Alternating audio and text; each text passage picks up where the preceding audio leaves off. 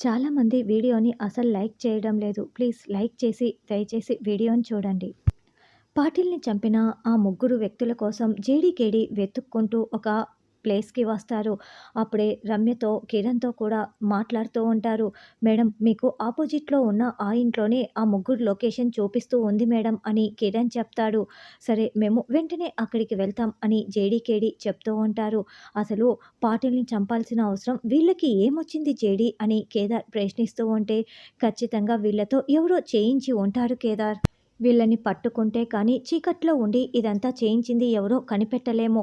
ఇప్పుడు మనం ఎలక్ట్రీషియన్‌లాగా అక్కడికి వెళ్దాము" అని జేడీకేడీ మాస్కులు పెట్టుకొని ఆ ఇంట్లోకి ఎంట్రీ ఇస్తూ ఉంటే రౌడీలు అడ్డుపడుతూ ఉంటారు. "మేము గవర్నమెంట్ ఎంప్లాయీస్‌మి.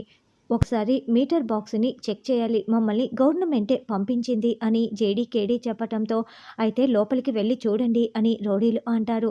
అలా జేడీకేడీ ఇద్దరు లోపలికి అడుగుపెట్టగానే, "ఏంటి పోలీసులు" అని రౌడీలు పిలుస్తూ ఉంటారు.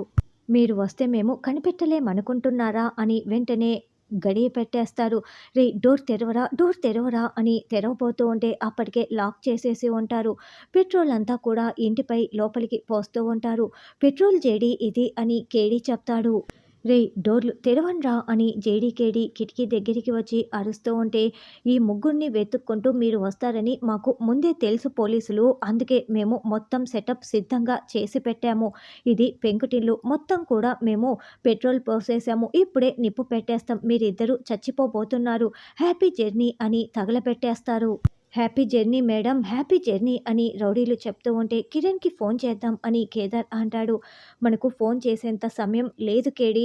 మనం ఇక్కడి నుంచి గదిలో నుండి బయట పడకపోతే 5 నిమిషాల్లో చచ్చిపోతాం" అని జేడీ చెప్తుంది. మరి ఎలా బయటపడతారన్నది రానున్న ఎపిసోడ్‌లో తెలుసుకుందాం.